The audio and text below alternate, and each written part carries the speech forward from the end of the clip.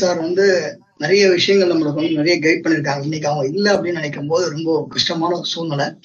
அவங்களோட இறுதி சடங்குக்கும் என்னால அட்டன் பண்ண முடியல. ஒரு வாட்டி நேர்ல ஒரு வாய்ப்பு கிடைச்சது. திருப்பூர் மீட்டிங் போகும்போது அவங்க நேர்ல பார்த்து ஒரு பிளெஸிங்கோட வாங்கி பண்ணிக்கிட்டு இருக்கேன். கிட்டத்தட்ட நிறைய விஷயங்கள் வந்து ஆரம்பி சார் வந்து நம்மளுக்கு நிறைய டியூன் பண்ணிருக்காரு. இப்ப நீ வந்து சொல்ல வேண்டிய விஷயத்த கரெக்டா சொல்லு அப்படின்னு நிறைய விஷயங்கள் கைட் பண்ணி கிட்டத்தட்ட ஒரு 42 மீட்டிங் நம்ம கிட்டத்தட்ட சாரோட ஒரு 4 வருடம் சார் வந்து பழக்கம் சேது சார் மூலம் வந்து எனக்கு வந்து இன்ட்ரடியூஸ் பண்ணி இந்த பிளாட்ஃபார்ம்ல வந்து நான் வந்து நிறைய விஷயங்கள் நிறைய கத்துருக்கேன். Day by day கத்துருக்கேன். கடந்த ஒரு 3 மாதங்களா நான் வந்து கேஆர்சி மீட்டிங் பண்ணல. அதுல வந்து நிறைய ஃபேக்கல்ட்டி இருக்கிறதுனால அவங்களுக்கு வாய்ப்புகள் கிடைக்கல. சாரே கூப்பிட்டு அடுத்த மீட்டிங், அதான் போன வாரம் பிக்ஸ் பண்ண மீட்டிங்க நீ வந்து அடுத்த மீட்டிங் பண்ணணும், அதுவும் வந்து வெங்கட்ராமன் சாருடைய ஷெடியூல் தான் இருக்கு, அந்த இதுல நீ பண்ணு அப்படின்னு வெங்கட்ராமன் சார் விட்டு கொடுத்து இந்த மீட்டிங் வந்து எனக்கு கிடைச்சது. இதுதான் வந்து ஏன்னா நம்ம டச்ல இருக்கணும் அப்படின்ற அடிப்படையில நீ பண்ணு பண்ணு பண்ணு அப்படின்னு ரொம்ப ஒரு நிறைய விஷயங்களை வந்து இன்னைக்கு வந்து இந்த ஒரு நாலேஜை வளர்த்தாங்க அப்படின்னா அந்த இந்த பிளாட்ஃபார்ம் மூலம் தான் வந்து கிடைச்சது. அதே மாதிரி நம்ம அண்ணன் டாலி சேகர் அண்ணா சரி, நம்ம செந்தில் சாரும் சரி, நிறைய விஷயங்கள் நிறைய அவுட்புட் கொடுத்து கொடுத்து கொடுத்து நம்மளை வந்து ஒரு டெவலப் பண்ணி செதுக்கி இந்த மாதிரி அவங்க போன பிறகும் நம்மளுக்கு இந்த மாதிரி வந்து ஒரு விஷயம் கிடைச்சிருக்கு அப்படின்னா இதெல்லாம் வந்து நம்மளுக்கு ஒரு பெரிய புண்ணியம், அவங்க வந்து பெரிய பாக்கியம் வந்து நம்ம வந்து கொடுத்துருக்காங்க. அதனால வந்து இது வந்து என்னுடைய ஆழ்ந்த வருத்தத்தை வந்து நான் தெரிவிச்சுக்கிறேன், அவங்களோட குடும்பத்துக்கும் தெரிவிச்சுக்கிறேன். அவர் நமக்கு கிடைச்ச பெரிய பலம், அந்த பலத்தை நம்ம இழந்துட்டோம். இருந்தாலும் அவருக்கு போன பிறகும் இந்த ஒரு பிளாட்ஃபார்மை நல்ல முறையில கொண்டு போனோம் அப்படின்னு அடிப்படையில கணேசன் சார் மற்றும் இருக்கிற ஃபேக்கல்ட்டி எல்லாரும் சேர்ந்து சிறப்பா செய்வோம் அப்படின்ற அடிப்படையில எங்களுடைய பங்களிப்பும் கொடுப்போம் என்ற உத்தரவாதத்தை நம்ம வந்து கொடுத்துருக்கோம். சார் பல சேவைகளை பண்ணாங்க. டாக்ஸ் மேட்டர்ஸ் மோர் தென் 20 இயர்ஸ் கேஆர்சி மீட்டிங் கிட்டத்தட்ட ஒரு 4 வருஷம் பண்ணிட்டு இருக்காங்க. பல ஜிஎஸ்டி ஆர்டிக்கல் எழுதியிருக்காங்க, பல செமினார்ஸ், பல ஃபேக்கல்ட்டி நிறைய விஷயங்கள் பல சேவைகளை செஞ்சிருக்காங்க. அப்படின்ற ஒரு நல்ல ஒரு விஷயத்த, ஒரு நல்ல ஒரு மனிதரை நம்ம வந்து இழந்துட்டோம். நம்மளுடைய ஃபெட்டர்னிட்டி நம்ம குடும்பத்துக்கே ஒரு பெரிய ஒரு இழப்பு அப்படின்ற இது வந்து ஆழ்ந்த வருத்தத்தை தெரிவிச்சுக்கிறேன். இன்னைக்கு எனக்கு நடக்க போற ப்ரோக்ராம் வந்து நம்ம வந்து அவருடைய பிளெஸிங்கோட நம்ம வந்து ஆரம்பிப்போம். என்றும் நம்ம வந்து அவர் நம்மளுடைய மைண்ட் இருக்காரு அப்படின்னு நம்ம சொல்லிக்கிறோம். நிறைய வார்த்தைகள் வெளியே வரமாட்டேங்குது. என்றும் அவரோட அன்புடன் நாங்க வந்து அவரை வந்து பார்க்கிறோம். தேங்க்யூ. நம்ம வந்து ப்ரோக்ராம் கூட போகலாம். தேங்க்யூ.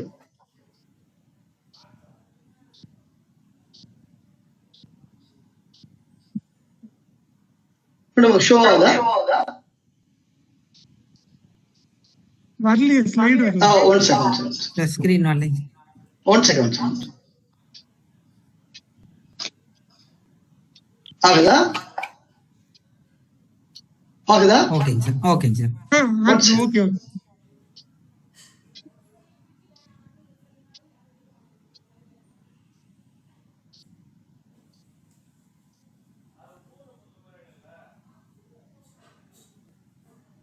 கண் முன்னே வாழ்ந்த காலம் கனவாகி போனாலும் எங்கள் முன்னே உங்கள் முகம் என்றாலும் உயிர் வாழும்.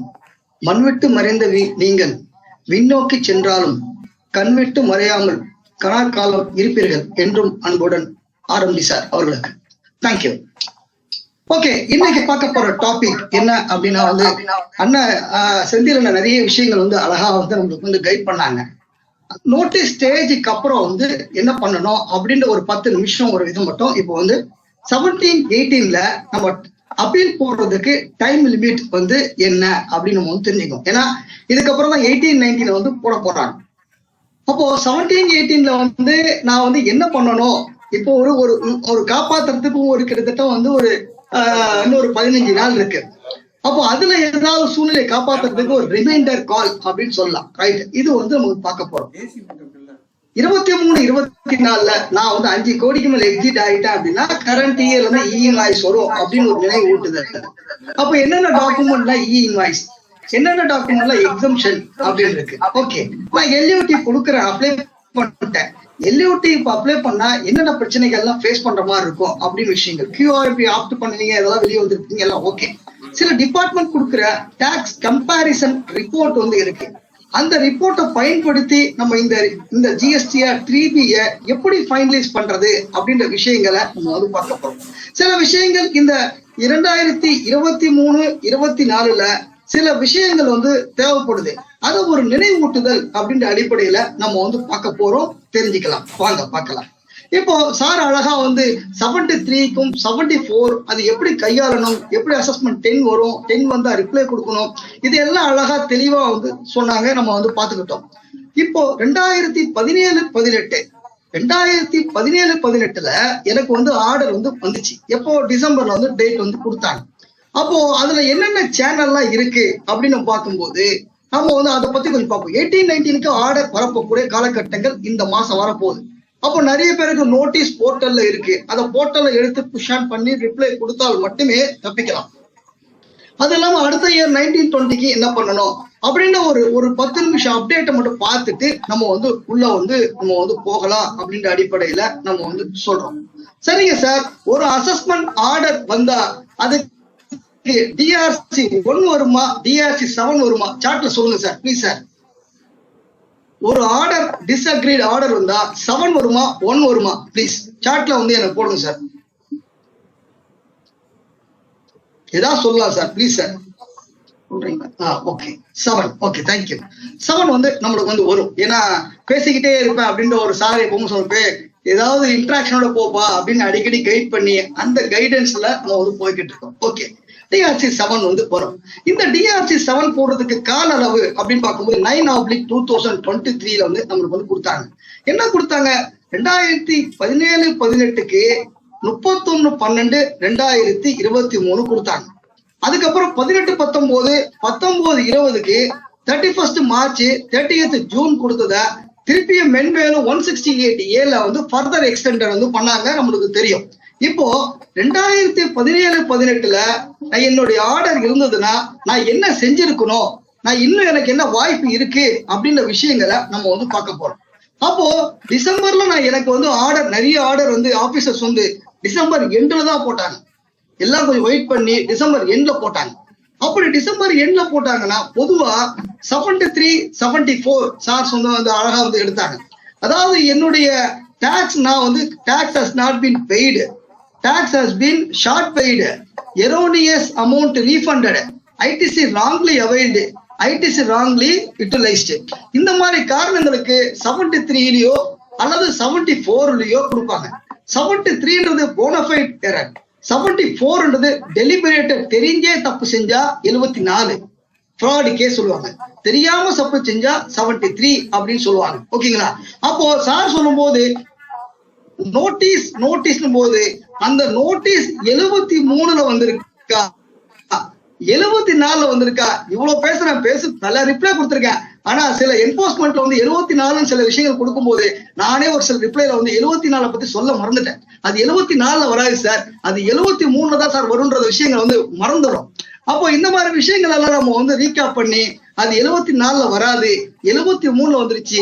ஏன்னா இது என்னுடைய தவறு கிடையாது, அவர்கிட்ட ஃபைல் பண்ணாது ஏன் தவறா, நான் காட்டிட்டேன், என்கிட்ட பில் இருக்கு, ஏன் இது அசஸ்மெண்ட் ஆயிருக்கு, என் இன்கம் டேக்ஸ் ரெக்கார்ட் இருக்கு, எல்லாம் இருந்தோம். அதை 74ல போட முடியுமா?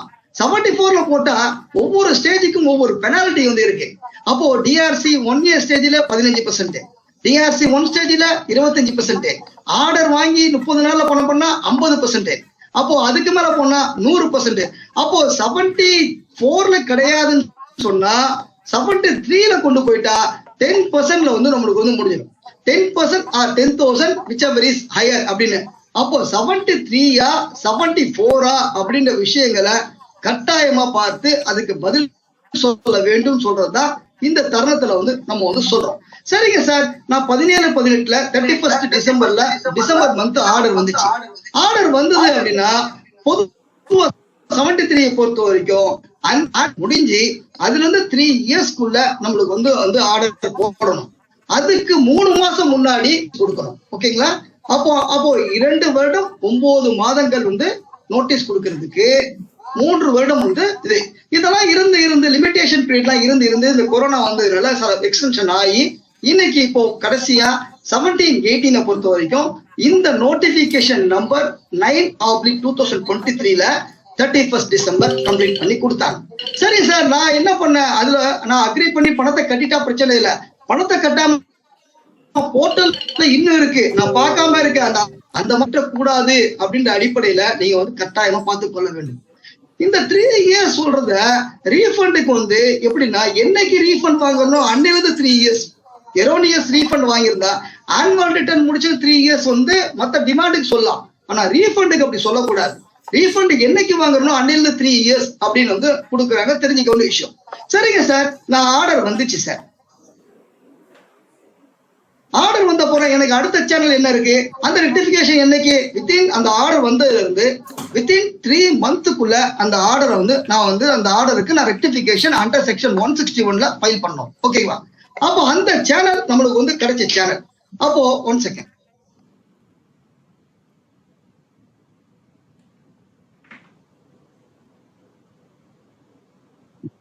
ஓகே, அப்போ அந்த ஆர்டர் வந்த அப்புறம் அடுத்த ரெக்டிபிகேஷன் போறதுக்கு 161ல நான் வித்தின் 3 monthக்கு ஃபைல் பண்ணோம். அந்த வந்து ஆபீசர் வித்தின் 6 monthக்குள்ள ஆர்டர் போட்டது வந்து 6 monthக்குள்ள அவர் வந்து அந்த ஆர்டரை வந்து கரெக்ட் பண்ணி கொடுக்கணும். ஆனா இது எல்லாத்துக்கும் பொருந்துமான்னு கேட்டா பிக் நோ, எல்லாத்துக்கும் பொருந்தாது. அவங்க அழகா கிளியரா என்ன சொல்றாங்க, any arithmetical error, any calculation error, அந்த மாதிரி விஷயங்களுக்கு தான் 161 வந்து நம்ம கையாள வேண்டும் சொல்றாங்க. இப்போ எப்படி சொல்றது அப்படின்னு பார்க்கும்போது 2 பிராக்டிக்கல் இஷ்யூ சார் சொல்லும் போது பிராக்டிக்கல் இஷ்யூ என்ன நம்ம வந்து சந்திச்சோம் அப்படின்னா வந்து ஒரு 1,00,000 1 second. அதாவது என்னுடைய டர்ன் ஓவர் நான் வந்து 1,54,528 1,54,528 50 காசு அப்படின்றத இந்த 50 காசை நான் ஆட் ஆன் பண்ணி ஜிஎஸ்டிஆர் 1ல 15,45,225 அப்படின்னு நான் வந்து என்னோட ஃபைல் பண்ணிட்டேன். ஃபைல் பண்ண அப்புறம் என்ன ஆச்சு, இது உண்மையா பிராக்டிக்கலி நடந்த விஷயம். எனக்கு பிராக்டிக்கலி ஒரு சர்க்கிள்ல என்னோட அனுபவத்துல ஒரு 50 காசை வந்து நம்ம வந்து ஆட் பண்ணி நம்ம போட்டாச்சு. ஜிஎஸ்டிஆர் 1ல போட்டாச்சு. ஜிஎஸ்டிஆர் 1ல போட்டோம். 3Bல மட்டும் பார்க்கும்போது டாக்ஸை வந்து கரெக்டா கட்டியாச்சு. ஆனா அதோட விட்டோமா, நம்ம ஆனுவல் ரிட்டர்ன் ஃபைல் பண்ணல. ஏன்னா 2 கோடி கீழே இருக்கு. 2 கோடி கீழே இருந்து ஆனுவல் ரிட்டர்ன் ஃபைல் பண்ணல. ஓகேங்களா? அப்ப என்ன ஆச்சு, ஆபீசர் வந்து நோட்டீஸ் கொடுக்குறாரு. நோட்டீஸ் கொடுத்தோடனே நான் போய் திருப்பி ரெப்ரசன்டேஷன்ல போய், சார் மேடம் இந்த மாதிரி தப்பா ஆயிடுச்சு, என் புக்ல கரெக்டா இருக்கு, என் பில் புக்ல கரெக்டா இருக்கு, இன்கம் டாக்ஸ்ல கரெக்டா இருக்கு அப்படின்னு சொன்ன உடனே ஆபீசர்ஸ் எல்லாத்தையும் ஸ்க்ரூட்டனைஸ் பண்ணி ஒரு பர்சனல் ரிப்ளை கொடுத்து பர்சனல் ஹியரிங்ல எல்லாத்தையும் எக்ஸ்பிளைன் பண்ணி என் பில் புக்கோட கொண்டு போய் நான் ரெப்ரசன்டேஷன் பண்ணி ஓகே அப்படின்னு சொல்லி அலோவ் பண்ணி கொடுத்தாங்க. இதோட முடிஞ்சதை கேட்டா பிக் நோ, இதோட முடியவே இல்லை. என்ன ஆச்சு, இந்த ஆர்டரை முடிச்சு நான் வந்து வாங்கிட்டு வந்தாச்சு. இதே மேட்ருக்கு ஃபர்ஸ்ட் வந்து கொடுத்தது டிசிடிஓ கொடுத்தாங்க. ஓகே, முடிச்சாச்சு. இதே மேட்டருக்கு ஏசி ஒரு நோட்டீஸ் கொடுத்துட்டாரு. அந்த ஏசி கொடுத்த உடனே என்ன ஆச்சு அப்படின்னு பார்க்கும்போது இதை என்ன பண்ணிட்டாங்க, என் கிளைண்ட் இந்த நோட்டீஸை ரிப்ளை பண்ணி கொடுத்தாச்சே அப்படின்னு அசால்ட்டா இருந்துட்டாங்க. அசால்ட்டா இருந்தோடனே அவர் என்ன பண்ணுவார், அவருக்கு வித்தின் 31 டிசம்பருக்குள்ள ஆர்டர் போடணும். அப்போ ஆர்டர் போடணும்னே ஆர்டரை வந்து போட்டாரு. எதுவுமே நாங்க ரிப்ளை கொடுக்கல, ஒன்னும் கொடுக்கல. சேம் கண்டென்ட் நான் என்னைக்கு டிராப் ஆர்டர் வாங்கணும் சேம் அசஸ்மெண்ட் ஆர்டர் வாங்கியாச்சு. அப்போ திருப்பி வந்து அது டைமுக்கு வந்து நம்ம வந்து ஆர்டர் வாங்கியாச்சு, முடிஞ்சு போச்சு. டிஆர்சி 7 போட்டாங்க.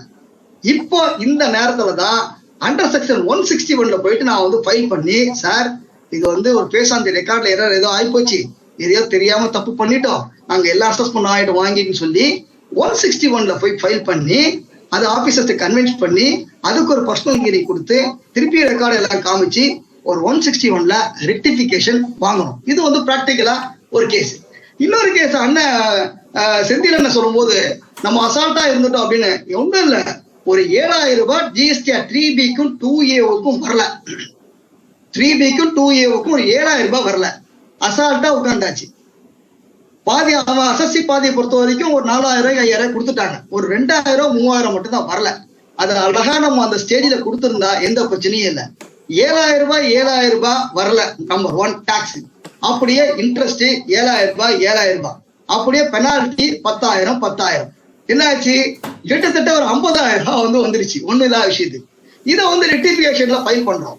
ரெக்டிபிகேஷன் ஃபைல் பண்ண உடனே அவங்க வந்து கிளியரா சொல்லிட்டாங்க. என்ன சொல்லிட்டாங்க, இந்த மாதிரி விஷயங்கள் ரெக்டிபிகேஷன்ல வந்து பண்றதுக்கு வாய்ப்புகள் கிடையாது. நீங்க வந்து நம்ம ரிப்ளை எல்லாம் கொடுத்தோம். நான் இது வாங்கி கொடுத்துட்றேன், சர்க்குலர் வாங்கி கொடுத்துட்றேன், 183ல வாங்கி கொடுத்துறேன்னு சொன்னோம். அதெல்லாம் சார் திருப்பி ஃபர்தர் கமெண்ட்ஸ் எல்லாம் நம்ம வந்து எடுத்துக்கொள்ள முடியாது. 161 அலோவ் பண்ண முடியாது. அதனால வந்து 161 வந்து டிராப் ஆர்டர் இது வந்து கேன்சல் பண்ணி எங்களுக்கு திருப்பியும் வந்து ஆர்டர் பண்ணி கொடுத்துட்டாங்க. அப்போ 161ல அது பண்ண முடியாது. அப்போ திருப்பி நம்ம அப்பீல் போனோம். ஓகேங்களா? அப்போ அப்பீல் போகும்போது அதுக்கு வந்து 3 மாசம். அப்போ ஜனவரி, பிப்ரவரி, மார்ச் அப்போ ரெக்டிபிகேஷன் ஃபைல் பண்ண அது அந்த டைம் கரெக்டா 3 மாசத்துல பண்ணாங்க, திருப்பி அதுக்கு அப்பீல் ஃபைல் பண்ணிட்டா. ஓகே, அப்போ அப்பீல் ஃபைல் பண்றதுக்கு 3 மந்த்னா ஜனவரி, பிப்ரவரி, மார்ச், இப்போ டைம் முடிஞ்சிருச்சு. இப்ப என்ன வாட் இஸ் கிரக்ஸ் அப்படின்னா, இப்போ இதுக்கு அடுத்த சேனல் அப்பீலை பொறுத்த வரைக்கும் வந்து appeal, revisional authority, appeal authority, tribunal, high court, supreme court. இப்போ நம்ம வந்து டிசி அப்பீல் போறோம். டிசி அப்பீல் போகும்போது இப்போ என்ன அப்படின்னா வந்து வித்தின் 3 மந்த்துக்குள்ள நீங்க வந்து ஃபைல் பண்ணணும். அதுக்கு மேல ஃபர்தர் எக்ஸ்டெண்டட் பீரியட் வந்து 1 மந்த் நம்மளுக்கு வந்து கொடுக்குறாங்க. தகுந்த காரணங்கள் கொடுக்க வேண்டும் சொல்றாங்க. அப்போ ஏபிஎல் 1 ஃபைல் பண்றோம். அப்படி ஏபிஎல் ஃபைல் பண்ணோம் அப்படின்னா இப்போதான் வந்து இந்த விஷயங்கள்ல அந்த 3 மாசம் முடிஞ்சிருச்சு. ஓகேங்களா? இதே டிசம்பர் ஆர்டர் போட்டா 3 மாசம் முடிஞ்சிருச்சு. அப்ப இருக்கக்கூடிய காலகட்டங்கள் இன்னும் 15 நாள் இருக்கு. இந்த 15 நாள்ல 2017-18 எல்லாரும் நீங்க தயவு செஞ்சு கொஞ்சம் செக் பண்ணி இஃப் ஆர்டர் ரிசீவ்ட் டிசம்பர் 2023ல டேட்டை பாத்துக்குங்க. தென் டைம் லிமிட் ரெக்டிபிகேஷன் போற டைம் முடிஞ்சிருச்சு, அப்பீல் போற டைம் லிமிட்ல 3 மந்த் முடிஞ்சிருச்சு. கிரேஸ் மந்த் மட்டும் கண்டோனேஷன் டிலேல மட்டும் இன்னும் நம்மளுக்கு இருக்கக்கூடிய காலகட்டங்கள் 17 நாட்கள் இருக்குது. அப்ப இதுல நீங்க ஏதாவது நீங்க அவைல் பண்ணிட்டீங்க அப்படின்னா உங்களுடைய கேஸ காப்பாத்தி கொள்ள முடியும் சொல்றதுதான் இது வந்து ஒரு கரெக்டான நேரத்துல சொல்லுவோன்ற அடிப்படையில சொன்னேன். இது வந்து உங்களுக்கு ஒரு யூஸ்ஃபுல்லா தகவலா இருக்கும் ஏன்னா அப்படின்னு நான் வந்து நம்புறேன். ஆக மொத்தம் ஏதாவது ஆர்டர் சார் எடுத்தது, சார் நோட்டீஸ்ல முடிச்சாரு, நான் ஆர்டர்ல வந்து நான் வந்து ஸ்டார்ட் பண்ணி நான் வந்து உங்களுக்கு கொடுத்துருக்கேன் அப்படின்ற தகவலை வந்து நான் வந்து கொடுக்குறேன். இதுதான் வந்து ஒரு இருக்கிற ஒரு இன்ஃபர்மேஷன்ஸை வந்து நம்ம ஷேர் பண்ணுவோம் அப்படின்ற அடிப்படையில நம்ம கொடுக்குறோம். தயவு செஞ்சு நம்ம 17-18க்கு கண்டோனேஷன் டிலே பண்ணி ஃபைல் பண்றதுக்கு ஒரு 15 நாள் டைம் இருக்கு அப்படின்னு சொல்றதுதான் இது விஷயங்களை என்னுடைய பிராக்டிக்கல் ரெக்டிஃபிகேஷன்ல இருக்கிற அனுபவங்களையும் உங்களுக்கு ஷேர் பண்ணேன். சரிங்க சார், இதெல்லாம் முடிஞ்சுட்டா? பிக் நோ இல்ல. என்னன்னா 18-19க்கு டிஆர்சி 1 31 ஜனவரி 2024 நோட்டிபிகேஷன் 56/23ல வந்து எக்ஸ்டெண்ட் பண்ணி கொடுத்தாங்க. அப்படி கொடுத்தா அதுல இருந்து 3 மாசம் அப்படின்னா இந்த மாதம் 30th ஏப்ரல் 2024 டிஆர்சி 7 போடுறதுக்கு இருக்கும். அப்போ என் போர்ட்டல்ல என்னுடைய போர்ட்டல்ல என்னென்ன கேஸ்லாம் வந்திருக்கு, அதுல நோட்டீஸ்ல இருக்கா, நான் ரிப்ளை பண்ணிட்டேனா, அப்போ இந்த மாதிரி விஷயங்கள் எல்லாத்தையுமே நம்ம வந்து பார்த்துக்கொள்ள வேண்டும். அப்போ ஆர்டர் போட்டாங்கன்னா நம்ம ஒண்ணும் பண்ண முடியாது. 10% பணத்தை கட்டிட்டு தான் 10% டாக்ஸுக்கு வரும். அப்ப 30th April 2024 is the last date for 2018-19 under section 73 non-fraud case அப்படின்னு நம்ம சொல்றோம். 19-20 பொறுத்த வரைக்கும் நோட்டீஸ் அடுத்த மாசம் 31 மே வந்து 24ல கொடுப்பாங்க. அதுல இருந்து 3 மாசம் 31/8/2024ல உங்களுக்கு ஆர்டர் வந்து எக்ஸ்பெக்ட் பண்ணலாம். ஓகேங்களா? இந்த ஒரு தகவலை வந்து நம்ம வந்து கொடுத்துருக்குறோம். இதை வந்து நீங்க பயன்பெற்று நம்ம வந்து இந்த மாதிரி விஷயங்களை நம்மளுக்கு பிரச்சனைகள் இல்லாம ஃபேஸ் பண்றதுக்காக கொடுக்க வேண்டும் சொல்றதுதான் தெரிஞ்சுக்க வேண்டிய விஷயங்கள். ஓகே சார், இப்போ இது ஒரு பயனுள்ள தகவலா இருந்ததா அப்படின்ற விஷயத்த சாட்ல எஸ்ஆர் நோவால் போடலாம் ப்ளீஸ்.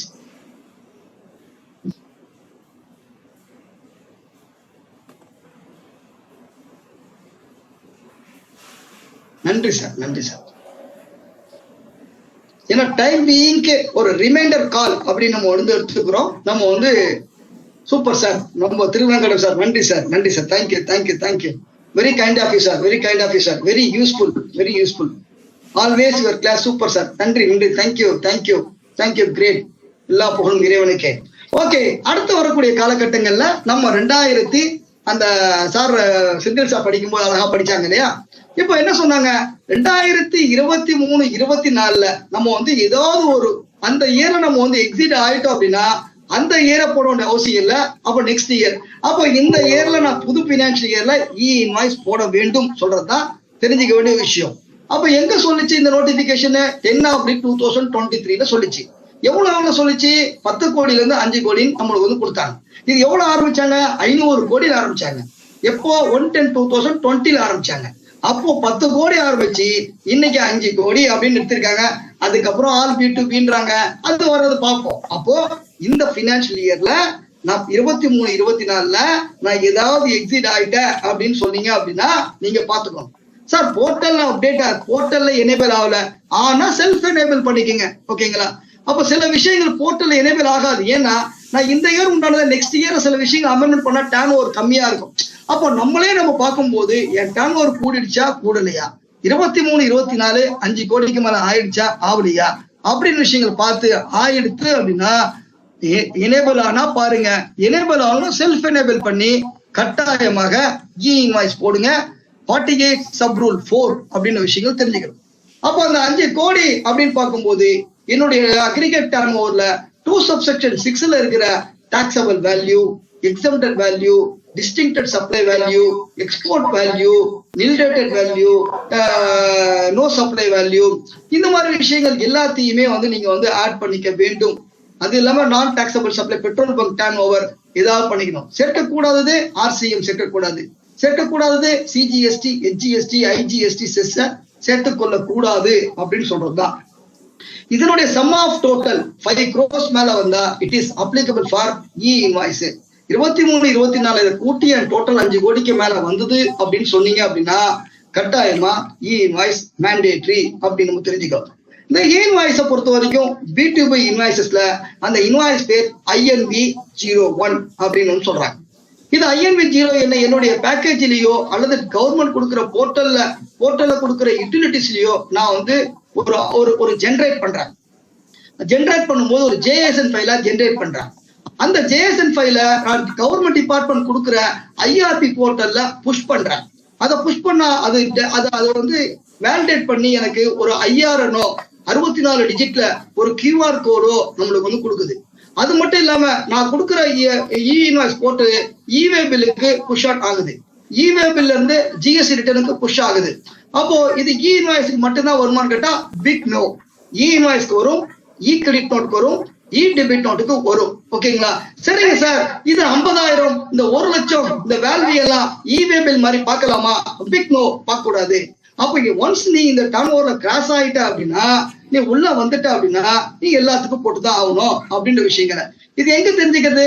48 சப் ரூல் 4ல தெரிஞ்சு கொள்ள வேண்டும். ஒரு இஎம்ஐஸை பொறுத்த வரைக்கும் ஒரு QR கோட், ஒரு IRN, ஒரு அக்னாலஜ்மெண்ட் நம்பர், ஒரு e sign, digitally signed department NIC sign பண்ணி கொடுத்துருவாங்க. இந்த மாதிரி விஷயங்கள் எல்லாம் இருந்ததுன்னா உங்களுடைய விஷயங்கள் டேலி கையில இருந்தா எந்த ஒரு பிரச்சனைகள் இல்லை. சில பேருக்கு இந்த எக்ஸம்ஷன் SEZ BGPM அப்படின்ற கேட்டகரியில அவங்களுக்கு எக்ஸம்ஷன், அவங்க இ இன்வாய்ஸ் தேவை கிடையாது. அது எங்க சொல்லுது? நோட்டிபிகேஷன் 13ல சொல்லுது, நோட்டிபிகேஷன் 61ல சொல்லுது. தெரிஞ்சுக்கிற விஷயம் SEZ யூனிட்டுக்கு இருக்கு, டெவலப்பருக்கு கிடையாது, இன்சூரன்ஸ் பேங்கிங் கம்பெனிக்கு கிடையாது, GTAக்கு கிடையாது, பேசஞ்சர் டிரான்ஸ்போர்ட்டுக்கு கிடையாது, கவர்மெண்ட் டிபார்ட்மெண்ட் கிடையாது, மல்டிபிளெக்ஸ் இன்வெஸ்டர் கிடையாது, RCMல பண்ணக்கூடிய இன்புட்டுக்கு போடக்கூடிய செல்ஃப் இன்வாய்ஸ்க்கு கிடையாது, இம்போர்ட் ஆஃப் சர்வீஸ்க்கு இ இன்வாய்ஸ் கிடையாது. அப்ப மீதி இருக்கிறது எல்லாத்துக்கும் இ இன்வாய்ஸ் மேண்டேட்ரி அப்படின்ற விஷயங்களை தெரிஞ்சுக்கலாம். அப்ப இ இன்வாய்ஸ் இருக்கிற டாக்குமெண்டேஷன் டாக்ஸ் இன்வாய்ஸ்க்கு இருக்கு, கிரெடிட் நோட்டுக்கு இருக்கு, டெபிட் நோட்டுக்கு இருக்கு. ஓகேங்களா? அப்போ எதுக்கெல்லாம் இல்ல? பில் ஆஃப் சப்ளைக்கு இல்ல, ரிசிப்ட் நோட்டுக்கு இல்ல, ரீஃபண்ட் இல்ல, பேமெண்ட் வவுச்சர்ல, செல்ஃப் இன்வாய்ஸ்க்கு இல்ல. B2Bக்கு வரும், SEZக்கு வரும், டீம்டு எக்ஸ்போர்ட்டுக்கு இது எல்லாமே இ இன்வாய்ஸ் வரும். இது எல்லாமே முன்னாடி நம்ம நிறைய விஷயங்கள் பார்த்திருக்கோம்.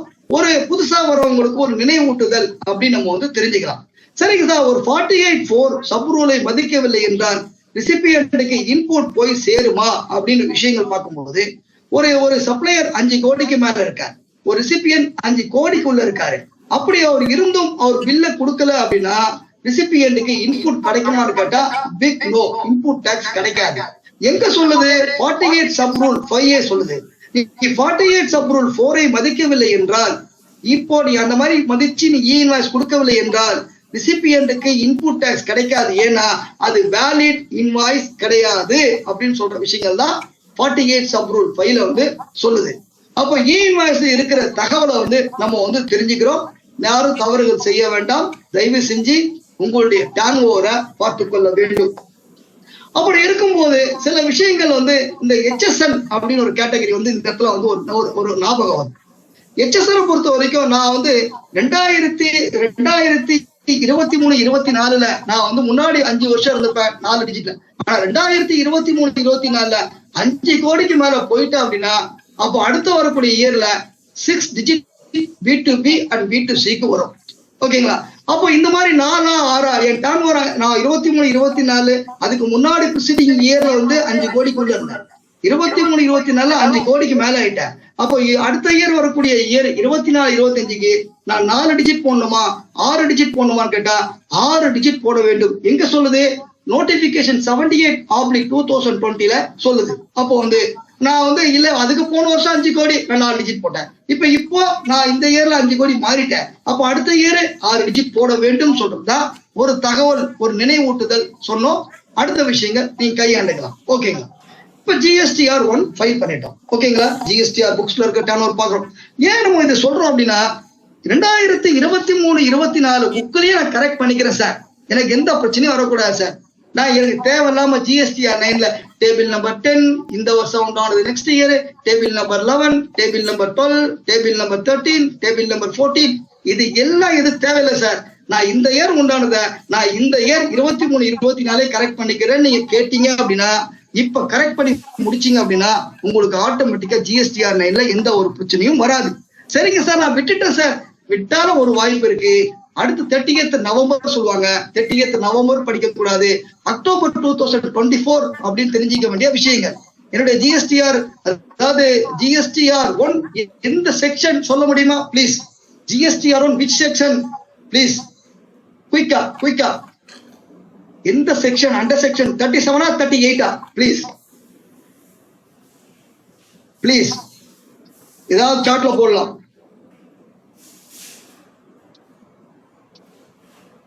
37. ஓகே. அப்போ ஏதாவது ஒரு அமெண்ட்மெண்ட் பண்ணணும்னா 37 சப்செக்ஷன் 3ல GSTR 1 38 கிடையாது. 38 இஸ் இன்வாய்ஸ் சப்ளை. ஓகேங்களா? 37. ஓகேங்களா?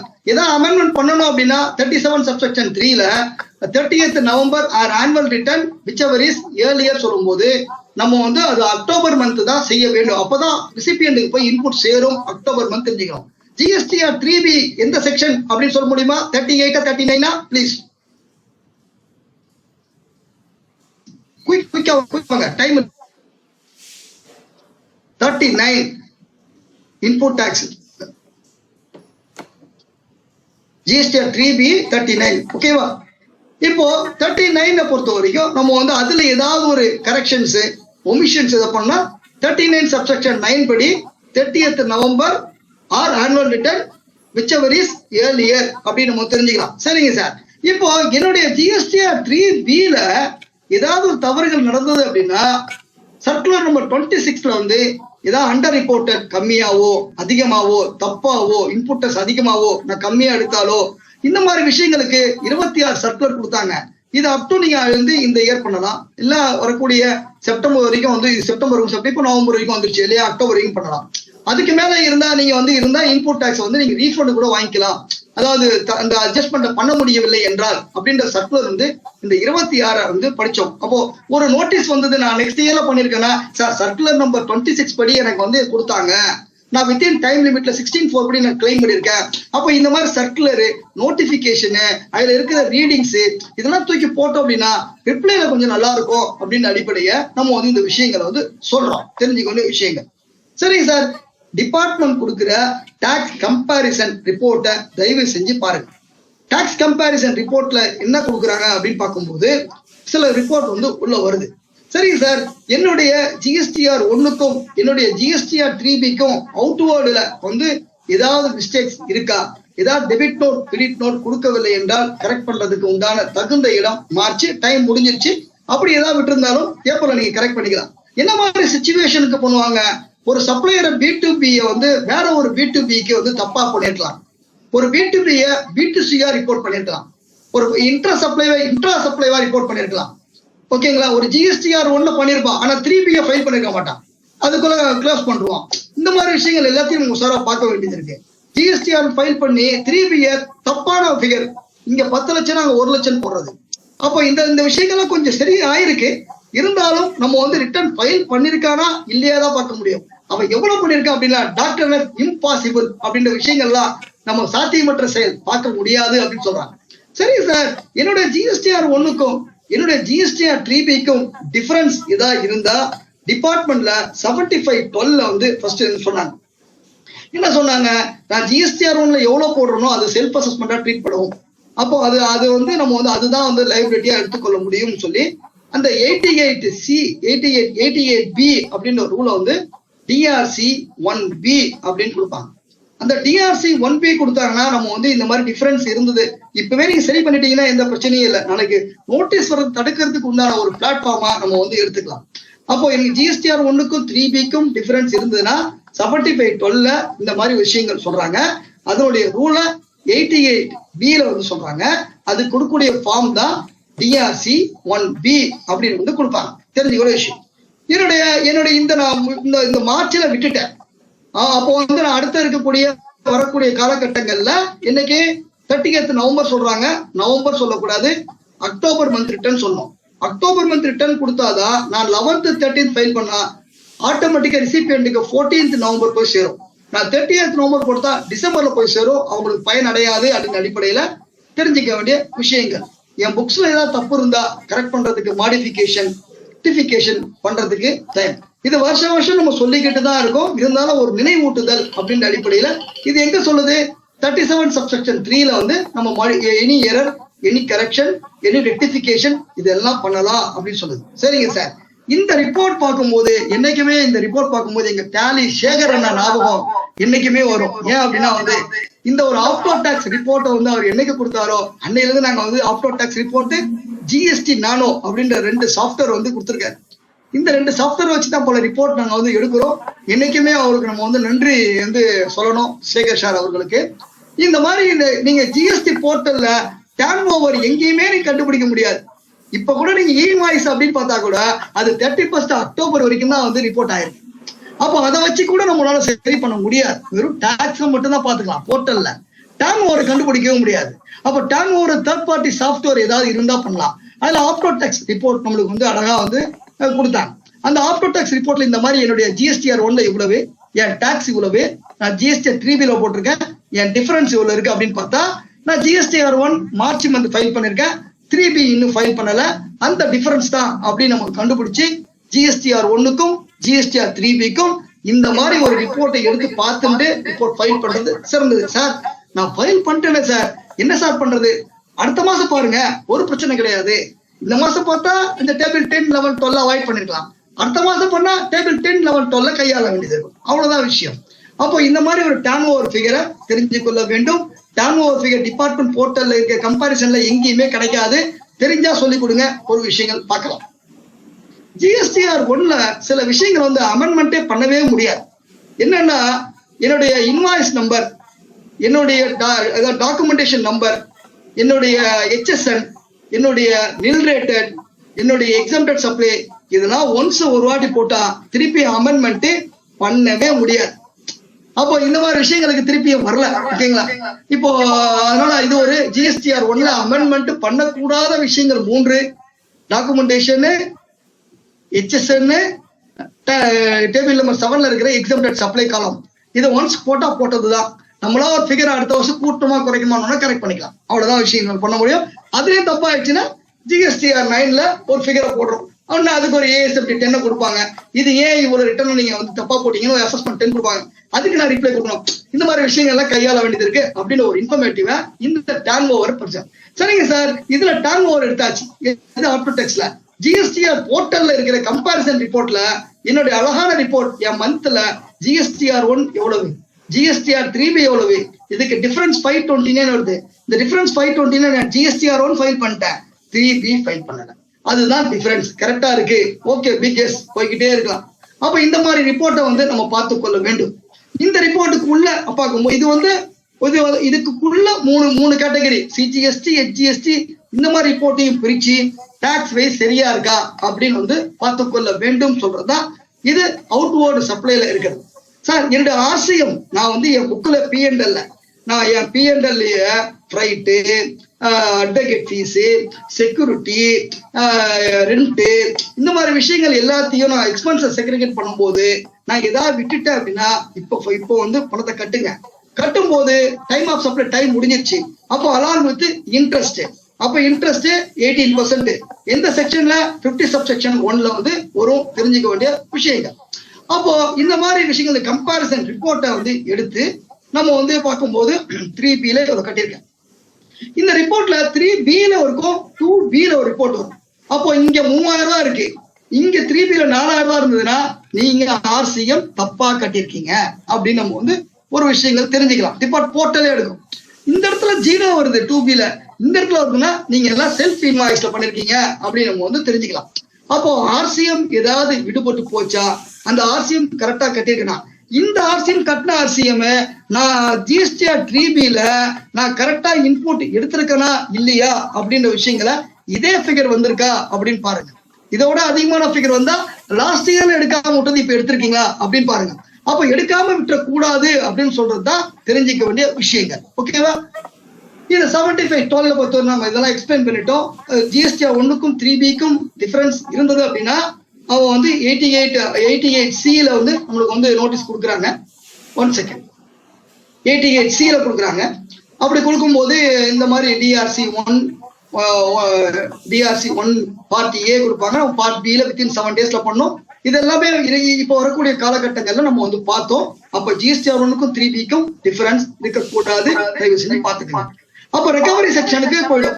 இந்த GSTR 1 போச்சுன்னா நீ ஒழுங்கா சரி பண்ணல அப்படின்னா அது ரெக்கவரி செக்ஷன் போகும். அந்த ரெக்கவரி செக்ஷனுக்கு DRC 1D ஃபார்ம் கொடுத்து எலக்ட்ரானிக் லைபிலிட்டி ரிஜிஸ்டர்ல என் லைபிலிட்டிய ஏத்திடுவாங்க. அப்போ அதுக்கப்புறம் என்ன பண்ணுவாங்க, ரெக்கவரியில இருக்கிற எல்லா செக்ஷனும் வந்து போயிடும். 143 இருந்து 150-60 வரைக்கும் இருக்கிற ரெக்கவரி செக்ஷனுக்கு இருக்கிற தேர்ட் பார்ட்டி ரெக்கவரி எல்லா விஷயத்துக்கும் வந்து இந்த ரெக்கவரி வந்து போயிடும். அப்போ அவளை ஈஸியா எடுத்துக்கொள்ள கூடாது. 1க்கும் 3Bக்கும் ஏதாவது டிஃபரன்ஸ் இருந்தது அப்படின்னா 7512 படி 88C பாருங்க. அதுக்கப்புறம் இருக்கக்கூடிய notification 38 DRC 1D recovery under section 79 இருக்கக்கூடிய ஃபார்ம் வந்து கொடுத்துருக்காங்க. தெரிஞ்சுக்கணும் விஷயம். சரிங்க சார், என்னுடைய P&L இருக்கிற ஏதாவது அசெட்ல fixed asset movement, sale of car, ஏதாவது ஒரு ரெசிடென்ஷியல் இன்கம், கமர்ஷியல் இன்கம், சில பேர் ஃபிளைட் சார்ஜஸ்லாம் வந்து இன்கம் வந்து என்ன பண்ணிருப்பாங்க, P&L அதர் இன்கம் எழுதி அதை வந்து டாக்ஸ் கட்டாம இருப்பாங்க. ஏதாவது கமிஷன் வாங்கியிருப்பாங்க, அதை கட்டாம இருப்பாங்க. அப்ப இந்த மாதிரி விஷயங்கள் எல்லாம் ஏதாவது விடுபட்டு போச்சா அப்படின்னு பார்க்கணும்.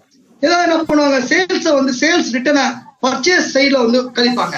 இதெல்லாம் விஷயங்கள் பார்த்துக்கொள்ள வேண்டும். அட்வான்ஸை பொறுத்த வரைக்கும் வந்து குட்ஸுக்கு கிடையாது, சர்வீஸ்க்கு உண்டு. ஓகேங்களா? அப்போ வந்து ஏதாவது நான் வந்து சர்வீஸ்ல வந்து இன்வாய்சஸ் வந்து கேப்சர் பண்ணிருப்பேன் GSTR 1. ஆனா அட்வான்ஸை போட்டிருப்பேன், திருப்பி பில்லையும் போட்டிருப்பேன், அந்த அட்வான்ஸை கழிக்காம இருந்திருப்பேன். அப்போ கழிக்காம விட்டுட்டா பணம் போயிடும். அப்போ அதை வந்து பார்த்துக்கொள்ள வேண்டும். இவே பில்லுக்கும் GSTR 1க்கும் அஸ் பர் புக்ஸுக்கும் ஏதாவது டிஃபரன்ஸ் இருக்கா அப்படின்னு பார்த்துக்கொள்ள வேண்டும். அப்போ டிஃபரன்ஸ் இருந்ததுன்னா 50,000க்கு கீழே ஏதாவது எக்ஸம்ஷன் இருந்திருக்கும், போடாம இருந்திருக்கலாம். அந்த ரெகன்சிலேஷன் மஸ்ட் தெரிஞ்சுக்க வேண்டிய விஷயங்கள். ஓகே, இதை பொறுத்த வரைக்கும் அவுட்வர்டு சப்ளை. இன்வர்டு சப்ளையை பொறுத்த வரைக்கும் எனக்கு வந்து இன்வர்டு சப்ளையை பொறுத்த வரைக்கும் வந்து 16 subsection 2 படி டாக்ஸ் இன்வாய்ஸ் கையில் இருக்கணும், பொருள் ரிசீவ் பண்ணிருக்கணும், சப்ளையர் டாக்ஸ் கட்டி இருக்கணும், recipient claim for regularly 4 condition. 5th condition based on the GSTR 2B இன்னைக்கு வந்துச்சு 1/1/2022.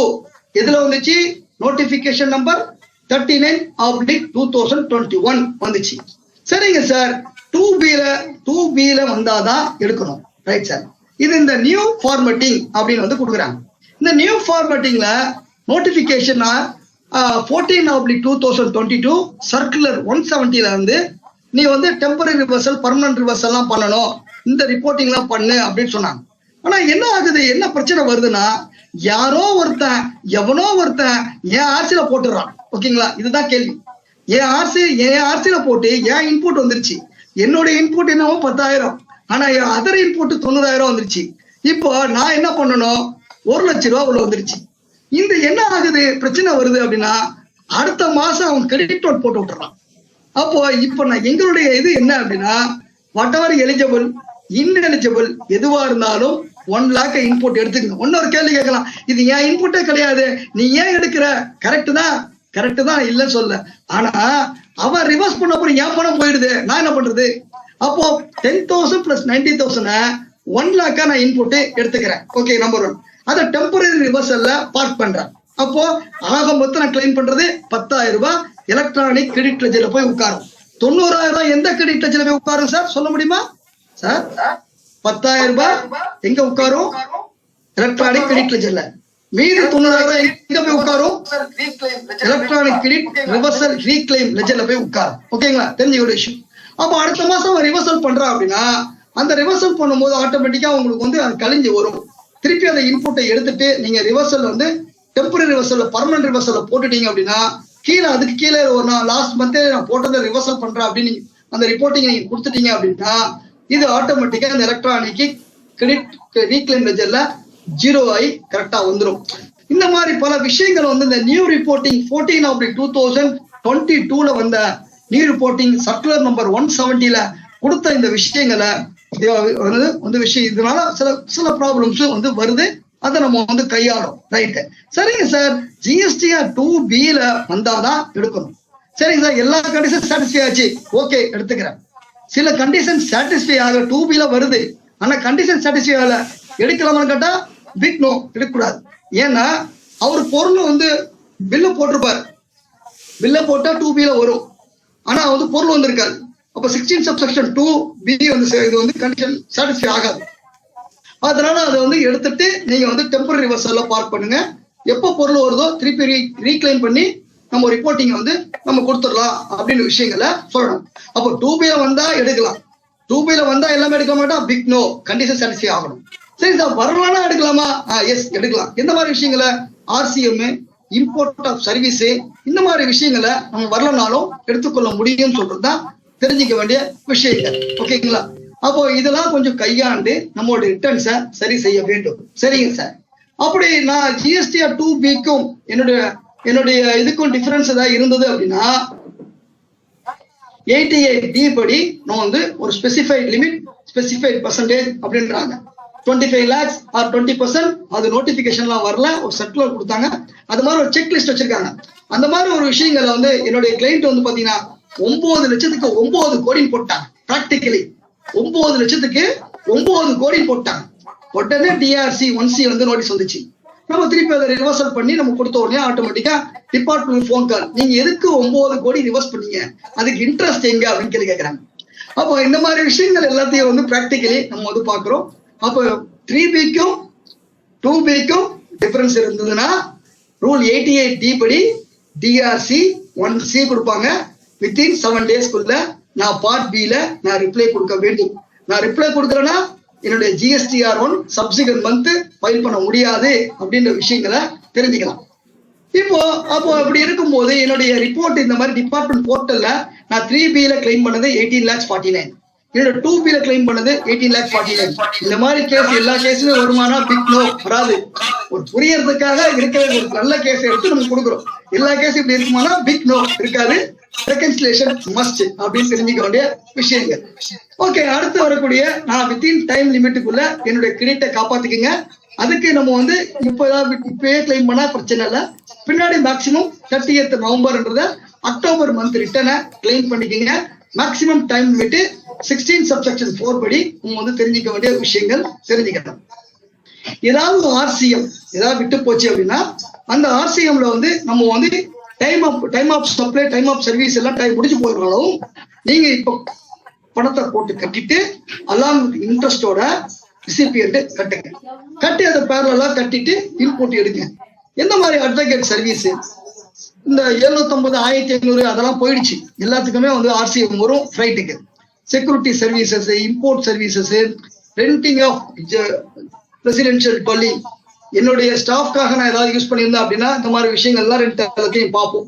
அந்த மாதிரி விஷயங்கள் எல்லாத்தையும் வந்து என்னுடைய சிஇஓக்காக ஒரு ரூம் வந்து கம்பெனி ப்ரொவைட் பண்ணுதுன்னா அது RCMல கட்டும். அப்போ அது இல்லாம வந்து director remuneration under section 194J அப்படி பண்ணாங்கன்னா RCM வரும். டைரக்டர் ரெமுனரேஷன் அண்டர் செக்ஷன் 192 பண்ணா RCM வராது. அப்போ இந்த மாதிரி விஷயங்கள் எல்லாத்தையும் கொஞ்சம் பயன்பெற்று கொஞ்சம் கரெக்டா கேட்டு கொஞ்சம் RCM விட்டு போச்சுன்னா காப்பாற்றிக் கொள்ள வேண்டிய இடம் இந்த 20ஆம் தேதி நீங்க பண்ணிக்கலாம். தெரிஞ்சு இதையும் விட்டா நெக்ஸ்ட் நீங்க அக்டோபர் வரைக்கும் பண்ணலாம். இருந்தாலும் இந்த ஏல கரெக்ட் பண்றதுக்கு இதுக்கு உண்டான எக்ஸ்ட்ராக்ட வந்து நான் 3B எவ்வளவு பண்ணேன், இது எவ்வளவு எடுத்திருக்கேன் அப்படின்ற ரிப்போர்ட் டாக்ஸ் கம்பாரிசன் ரிப்போர்ட் கிடைக்குது. இந்த ரிப்போர்ட்டை பயன்பெற்று நீங்க கரெக்ட் பண்ணிக்கலாம். நான் 180 நாள்ல பேமெண்ட் வாங்கி நான் பேமெண்ட் பண்ணவில்லை என்றால் ரிவர்சல் ரூல் நம்பர் 37. ஓகேங்களா? அது தெரிஞ்சுக்க வேண்டிய விஷயம். From the date of invoices. ஓகேங்களா? இதுல ஹெட் ஆபீஸ் பிரான்ச் ஆபீஸ்லாம் இந்த ரூல் நம்பர் 37ல பொருந்தாது. ஓகேங்களா? அதுக்கப்புறம் ஆர்சிஎம் பில் பொருந்தாது. ஓகேங்களா? இப்போ நான் ஒருத்தங்கிட்ட பர்ச்சேஸ் பில் வாங்கிடுறேன், அவன் GSTR1 ஃபைல் பண்ணிடுறான், அவன் 3B ஃபைல் பண்ணல அப்படின்னா ரூல் நம்பர் 37A படி அடுத்த நெக்ஸ்ட் இயர் 30th நவம்பர் வரைக்கும் நம்ம வந்து டைம் இருக்கு. அவன் ஃபைல் பண்ணலாம், அது வரைக்கும் வெயிட் பண்ணி அவன் ஃபைல் பண்ணல அவனுக்கு ஃபாலோ பண்ண வேண்டும். அப்போ அவன் பண்ணலன்னா அவனை ஃபாலோ பண்ணணும், அதெல்லாம் ரிப்போர்ட் எல்லாம் பார்த்துக்கொள்ள வேண்டும். Rule number 37A. ஏதாவது நான் பிளாக் எடுக்கடி தவறுதலா நான் வந்து ஒரு வண்டியை 2 வீலரையோ ஒரு காரையோ தெரியாம எடுத்துட்டேன் அப்படின்னா பர்சனல் யூஸ்க்கு ஒரு ஏசி வாங்கிப்பாங்க. ஒரு 3 ஏசியை வந்து வீட்டுக்கு வாங்கின ஏசியை இவங்க கம்பெனில கிளைம் பண்ணுவாங்க. அப்போ அந்த மாதிரி விஷயங்கள் தெரிஞ்சது அப்படின்னா அந்த மாதிரி பிளாக் எடுக்கடி பர்சனல் ரிசல்ட்ஸை நீங்க வந்து ரிவர்சல் பண்ணுங்க. நான் வந்து டாக்ஸபிள் சப்ளைவும் பண்றேன், நான் ரிவர்சல் சப்ளைவும் பண்றேன், எக்ஸாம்பிள் சப்ளைவும் பண்றேன். அப்போ காமன் கிரெடிட் ரிவர்சல் வந்து ரூல் நம்பர் 42ல நம்ம பண்ணணும். நான் ஒரு அசட்டை வாங்கி நான் ப்ரொடக்ஷன்ஸ் எக்ஸாம்பிள் சப்ளைவும் பண்றேன், டாக்ஸபிள் சப்ளைவும் பண்றேன் அப்படின்னா அந்த அசட்ல இருக்கிற 1/60 ஃபார்முலா போட்டு ரூல் நம்பர் 43 ரிவர்சல் கட்டாயமா பண்ண வேண்டும். நான் ஆர்சிஎம் வந்து லைபிலிட்டியை டிக்ளேர் பே பண்ணிருக்கேன், அந்த பே பண்ணதை கிளைம் பண்ணது பெய்டும் கிளைமும் நான் கரெக்டா எடுத்திருக்கேனா அப்படின்ற விஷயங்களை பார்த்துக்கொள்ள வேண்டும். 180 நாள் பேமெண்ட் பண்ணவில்லை என்றால் ஃப்ரம் த டேட் ஆஃப் இன்வாய்ஸ்ல இருந்து நான் வந்து ரூல் நம்பர் 37ல நான் வந்து பணத்தை வந்து கட்டணும். திருப்பி பணத்தை கொடுத்துட்டீங்கன்னா அதை ரீக்ளைம் பண்ணிக்கலாம். அப்படி ரீக்ளைம் பண்ணா அந்த இன்ட்ரெஸ்ட் நம்ம வந்து எடுக்க முடியாது அப்படின்ற விஷயங்களை நம்ம வந்து தெரிஞ்சுக்கலாம். ஏதாவது டிடிஎஸ் டிசிஎஸ் ஏதாவது அக்செப்டன்ஸ் பண்ணிட்டீங்க அப்படின்னா அது விட்டு போச்சு அப்படின்னா போர்ட்டல்ல செக் பண்ணி எலக்ட்ரானிக் கேஷ் லெஜர்ல வந்து உட்காரும், அதை பயன்பெற்று கரெக்ட் பண்ணிக்கங்க அப்படின்னு சொல்லலாம். இதை வந்து தெரிஞ்சுக்க வேண்டிய விஷயம். ஏதாவது தவறுதலா பர்சனல் எக்ஸ்பென்சஸ், இப்ப ஃபிளட்ல வந்து ஏதாவது கெட்டுப்போச்சு பொருள், அது லாஸ்ட் ஆயிடுச்சு, அந்த மாதிரி விஷயங்களுக்கு ரிவர்சல். நான் ஒரே கிளைமை 2 வாட்டி எடுத்துட்டேன், நான் தப்பா சிஜிஎஸ்டி HGST IGST தப்பா எடுத்துட்டேன், வைஸ் வர்சாவா பண்ணிட்டேன். இந்த மாதிரி தவறுகள் எல்லாத்தையும் சரி செய்யக்கூடிய ஒரே இடம் இந்த மார்ச். இதையும் விட்டீங்கன்னா அடுத்து வரக்கூடிய காலகட்டங்கள்ல அப் டு அக்டோபர் வரைக்கும் பண்ண முடியும். ஓகே, இன்னொரு 5 minutes மேடம், ஒரு 5 minutes மேடம், ஒன்னே காலம் 5 minutes. Hello madam. சார் ஓகேங்க சார், நீங்க கண்டினியூ பண்ணுங்க. Please thank you. ஓகேங்க சார், ஓகேங்க சார். என்னுடைய டர்ன் ஓவர் 50 லட்சம் ரூபாய்க்கு மேல பண்ண அப்படின்னா நான் 1% டாக்ஸ் கட்டணும். அதுக்கு சில எக்ஸம்ஷன்லாம் இருக்கு. சார் நான் கட்டல சார், விட்டுட்டேன் சார் அப்படின்னா ஒரு பிரச்சனை இல்ல, இப்ப கட்டுங்க. ஆனா கட்டுறத GSTR 3Bல தான் கட்டணுமே தவிர DRC 03ல ஒரு போதும் போட்டுறாதீங்க. போட்டீங்கன்னா பணம் போயிடும். அப்ப என்ன சொல்றாங்க அப்படின்னு பார்க்கும்போது நோட்டிபிகேஷன் 94/2020ல கொண்டு வந்தாங்க. என்னுடைய இன்புட் எல்லாத்தையும் 100% கிளைம் பண்ண ரெஸ்ட்ரிக்ஷன் கொண்டு வந்தாங்க, 86Bல கொண்டு வந்தாங்க. அப்போ இதுல வந்து என்னுடைய 0 ரேட் சப்ளையும் எக்ஸம்ப்டட் சப்ளையும் சேர்த்துக்கொள்ள கூடாது. அப்படி இருந்ததுன்னா அந்த 50 லட்சம் ரூபாய்க்கு மேல போச்சு அப்படின்னா 1% டாக்ஸ் கட்டணும். சில பேருக்கு அந்த எக்ஸம்ஷன் இருக்கு. லாஸ்ட் 2 years 1 lakh மேல கட்டினாங்க, இல்ல குமுலேட்டிவா 1% மேல கட்டினாங்க, இல்ல கவர்மெண்ட் டிபார்ட்மெண்ட் பப்ளிக் செக்டர் இந்த மாதிரி ரீஃபண்ட் 1 lakh மேல வாங்கினாங்க, LUT வித்தவுட் LUT. அப்போ இந்த மாதிரி விஷயங்கள் இருந்தோம் அப்படின்னா இந்த எக்ஸம்ஷனை பயன்பட்டு 1% டாக்ஸ் கட்ட வேண்டாம். இது தவிர்த்து இல்லாதவங்க இருந்தாங்க, நான் டாக்ஸே கட்டுறது கிடையாதுப்பா, ஆனா 50 லட்சம் ரூபாய்க்கு மேல போட்டோம் அப்படின்னா எல்லாத்தையும் கிளைம் பண்ணக்கூடாது, 1% டாக்ஸ் கொடுக்கணும். 1% டாக்ஸ் கொடுக்கல அப்படின்னா ஆபீசர்ஸ் வந்து நோட்டீஸ் கொடுப்பாங்க. பல விஷயங்கள் கையாள வேண்டியதா இருக்கும். கேன்சலேஷன் போற வரைக்கும் வந்து நம்மளுக்கு வந்து இருக்கு அப்படின்னு தெரிஞ்சுக்க ஒரு விஷயம். சரி சார் நான் கட்டல சார், நான் இப்ப கட்டுற சார் கேட்டீங்கன்னா மொத்தம் நீங்க எந்த மந்த் இந்த மாதிரி போடணும். இந்த மாதிரி எந்த மந்த் எக்ஸிடா இருக்கோ அந்த மந்த்ல இருந்து நம்ம லேட்டா கட்டணும்னா அதுக்கு இன்ட்ரெஸ்ட் அரைவ் பண்ணி நம்ம எந்த மந்த் விட்டு போச்சோ இப்போ மார்ச் மாசத்துல என் கிரெடிட்டை கம்மியா கிளைம் பண்ணி அவைல் பண்ணி GSTR 3Bல ரூட் பண்ணுங்க. அப்படி ரூட் பண்ணீங்க அப்படின்னா வந்து நீங்க வந்து உங்களுக்கு பிரச்சனைகளை வந்து லிட்டிகேஷன் வந்து தவிர்த்து கொள்ள முடியும். ஓகேங்களா? அப்ப DRC 03ல ஒருபோதும் போடக்கூடாது அப்படின்னு தெரிஞ்சுக்க வேண்டிய விஷயங்கள். ஏதாவது கிரெடிட் நோட் டெபிட் நோட் ஏதாவது இருந்தா தயவு செஞ்சு நீங்க வந்து அக்கௌண்ட் பண்ணிக்கங்க. ஒரு டாக்ஸபிள் வேல்யூவோ ஒரு டாக்ஸோ நான் வந்து அதிகமா போட்டேன்னா அது கம்மி பண்றதுக்கு கிரெடிட் நோட், ஒரு டாக்ஸபிள் வேல்யூ ஒரு டாக்ஸோ நான் வந்து கம்மியா போட்டு அதை அதிகப்படுத்தணும் அப்படின்னா அது டெபிட் நோட்டு. டெபிட் நோட்டுக்கு டைம் லிமிட் கிடையாது, கிரெடிட் நோட்டுக்கு டைம் லிமிட் இருக்கு அப்படின்ற விஷயங்களை தெரிஞ்சு கொள்ள வேண்டும், தெரிஞ்சுக்க வேண்டிய விஷயங்கள். சரிங்க சார், ஒரு ஜாப் ஒர்க் பண்றேன், ITC 04 வந்து நான் வந்து ஃபைல் பண்ணணும். அந்த ஃபைல் பண்றதுக்கு 5 கோடிக்கு மேல இருக்கிறோமா 5 கோடிக்கு உள்ள இருக்கமா அப்படின்னு பார்த்தா 25 ஏப்ரல்ல ஃபைல் பண்ணணும். இந்த இதை நீங்க வந்து வளமையா சொல்றதா ஐடிசி 04 ஜாப் ஒர்க்குக்கு ரிட்டர்ன் ஃபைல் பண்ணணும். சிஎம்பி 08 பொறுத்த வரைக்கும் 18th ஏப்ரல் ஃபைல் பண்ணணும். ஜிஎஸ்டிஆர் 4 பொறுத்த வரைக்கும் காம்போசிஷனுக்கு 30th ஏப்ரல். ஜிஎஸ்டிஆர் 4 பண்ணும்போது என்னுடைய சேல்ஸ் எவ்வளவு, என்னுடைய பர்ச்சேஸ் எவ்வளவு, என் 4 இயர் எவ்வளவு வந்திருக்கு, அப்ப என் பேங்க் எவ்வளவு வந்திருக்கு, இதெல்லாம் பார்த்துட்டு போடுறது நல்லது அப்படின்ற விஷயங்களை கையாள வேண்டும். பிசிக்கல் ஸ்டாக் முடிஞ்சதுன்னா நீங்க வந்து கட்டாயமா எடுக்க வேண்டும். எடுத்து ஏதாவது ப்ராப்ளம் இருக்கா அப்படின்ற விஷயங்களை பார்த்துக்கொள்ள வேண்டும். அப்ப என்னுடைய P&L விஷயங்களை டாக்ஸபிளா எக்ஸம்டடா எல்லாம் அப்படின்லாம் நீங்க பார்த்துட்டு ரிவர்ஸ் எல்லாம் இருக்கா அப்படின்ற விஷயங்கள் எல்லாத்தையும் நீங்க பார்த்துக்கொள்ள வேண்டும். என்னுடைய ஏதாவது டாக்ஸபிளா எக்ஸம்டடா, அப்படி இருந்தா ரிவர்சல், அதர் இன்கம் இருக்கா இல்லையா, இன்புட் இருந்தா அது இன்புட்னா என்ன, இன்புட் புஷ்னா என்ன, கேபிட்டல் புஷ்னா என்ன, அப்படி ஒரு பைஃபரிகேஷன் எல்லாத்தையும் வச்சுக்கணும். ஆர்சிஎம் பொறுத்த வரைக்கும் ஏதாவது இருக்கா அப்படின்னு பாருங்க. பேலன்ஸ் ஷீட்ல அடிஷன் இருந்தா நான் அசெட் ஐடிசி எடுத்துட்டேனா, ஏதாவது டெலிஷன் இருந்தா நான் ரிவர்சல் பண்ணிட்டேனா, பேலன்ஸ் ஷீட்ல லைபிலிட்டி சைட்ல ஏதாவது அது குட்ஸா அது சர்வீஸா, சர்வீஸா இருந்தா நான் டாக்ஸ் கட்டிட்டேனா, அது 180 நாளைக்கு மேல போதா, என் கேஷ் கிரெடிட் லெட்ஜரை நான் ஒழுங்கா அப்டேட் பண்ணிருக்கேனா, ஏதாவது டிஆர்சி 03 கட்டியிருக்கேனா, இதெல்லாம் நான் புக்ல கொண்டாந்துட்டேனா. அப்ப இந்த மாதிரி விஷயங்கள் எல்லாத்தையும் பார்த்துக்கொள்ள வேண்டும் சொல்றதுதான் தெரிஞ்சுக்க வேண்டிய விஷயம். டாக்ஸ் இன்வாய்ஸை பொறுத்த வரைக்கும் புது இன்வாய்ஸ் போட்டிருப்பீங்க, அதுல எந்த ஒரு மாற்றமும் இல்லை, அது நம்பரிங் கொடுத்துருப்பீங்க, பிரச்சனை இல்லை. எல்யூடி அப்படின்னு நம்ம சொல்றோம். அந்த எல்யூடியை பொறுத்த வரைக்கும் நான் வந்து எக்ஸ்போர்ட் பண்ண அப்படின்னா வித்தின் 3 மந்த்துக்குள்ள நான் வந்து நான் இன்வாய்ஸ் பண்ணதுல இருந்து வித்தின் 3 மந்த்துக்குள்ள குட்ஸை எக்ஸ்போர்ட் பண்ணணும். நான் சர்வீஸ் பண்ணா வித்தின் 12 மந்த்துக்குள்ள நான் பேமெண்ட் வாங்கியிருக்கணும். அப்படி வாங்கல அப்படின்னா அதுல இருந்து அந்த டியூ டேட் முடிஞ்சதுல இருந்து 15 நாளை வரைக்கும் டைம் கொடுப்பாங்க. அதுக்கு மேல இருந்தா அந்த எல்யூடி செல்லாது, அதுக்கு டாக்ஸ் கட்ட வேண்டும். நீங்க 96 அந்த ஏ சொல்லும் போது அந்த எல்யூடில 3 காரணம் கொடுப்பீங்க. நான் வந்து 2.5 கோடிக்கு மேல எந்த அஃபென்ஸ் பண்ணிருக்க மாட்டேன், 96 ஏவை நான் ஒபே பண்ணுவேன், 96 ஏல இதான் சொல்லுது. அப்ப இந்த மாதிரி விஷயங்கள் எல்லாம் பார்த்துக்கொள்ள வேண்டும் சொல்றதுதான் தெரிஞ்சுக்க வேண்டிய விஷயம். காம்போசிஷனை பொறுத்த வரைக்கும் ஜிஎஸ்டிஆர் 4 பொறுத்த வரைக்கும் இந்த மாசம் வந்து நம்ம ஃபைல் பண்ணணும். ஃபினான்ஷியல் இயர் 23-24 அப்படின்ற விஷயங்களை பண்ணணும். சரி சார், நான் ஆப்ட் பண்ணிட்டேன், ஆப்ட் பண்ண ரெகுலர்ல இருந்து காம்போசிஷனா நான் வந்து வரேன் அப்படின்னா ஐடிசி 03 ரிவர்சல் பண்ணணும். நான் காம்போசிஷன்ல இருந்து நான் ரெகுலரா வரேன் அப்படின்னா என் இன்புட் டாக்ஸ் கிளைம் பண்றதுக்கு ஐடிசி 01 வித்தின் 30 டேஸ்க்குள்ள நான் கிளைம் பண்ண வேண்டும் சொல்றதுதான் தெரிஞ்சுக்க வேண்டிய விஷயங்கள். அப்படி கிளைம் பண்ணும்போது சில விஷயங்கள் வந்து நான் வந்து ரெகுலர் வந்து காம்போசிஷனா வந்தேன் அப்படின்னா என்னோட ஐடிசி 03 அப்படின்ற ஃபார்மை கையாளணும். என்னுடைய கிரெடிட் என்ன இருக்கோ நான் கட்ட வேண்டிய லெவலில் கிரெடிட் கேஷ் இருந்து அட்ஜஸ்ட் பண்ணிக்கிட்டு என்னுடைய input semi finished goods, capital goods எவ்வளவு யூசேஜ் பண்ணிருக்கணும், மீதி இருக்கிற காலத்தை எல்லாத்தையும் பண்ணி ஐடிசி 03 கொடுக்க வேண்டும் சொல்றதுதான் தெரிஞ்சுக்க வேண்டிய விஷயம். ஐடிசி 01 அப்படின்ற விஷயங்களை நான் வந்து உள்ள வரேன், உள்ள ரெகுலரா காம்போசிஷன் உள்ள வரேன் அப்படின்னா ஐடிசி 01 30 நாளையில 12 மாசம் பில் வரைக்கும் தான் நம்ம வந்து இன்புட் கொடுப்பாங்க. Input semi finished goods, capital goods மட்டும் கிடைக்கும். இன்புட் ஆஃப் சர்வீஸ்க்கு கிடைக்காது. 2 லட்சம் ரூபாய்க்கு மேல போனா சிஏ நம்ம சிஎம்ஏ சார் கிட்ட சர்டிபிகேட்டு, கேபிட்டல் குட்ஸ் எவ்வளவு இருந்தா அந்த ரெடியூஸ் அந்த பெர்சன்டேஜை வந்து போட்டு நம்ம அரைவ் பண்ண வேண்டும் அப்படின்னு சொல்ற விஷயங்களை பண்ணோம்.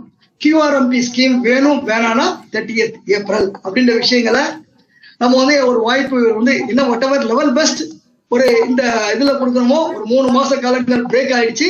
வேற எங்கேயும் நானும் மீட்டிங் எதுவும் பண்ணல. அதே சார் கடைசியா வந்து நீ மீட்டிங் பண்ணுப்பான்னு எனக்கு ஒரு போன் பண்ணி எனக்கு வந்து இன்னொரு காதுல ஒலிக்குது, எனக்கு இன்னும் அது வந்து மறக்க முடியல.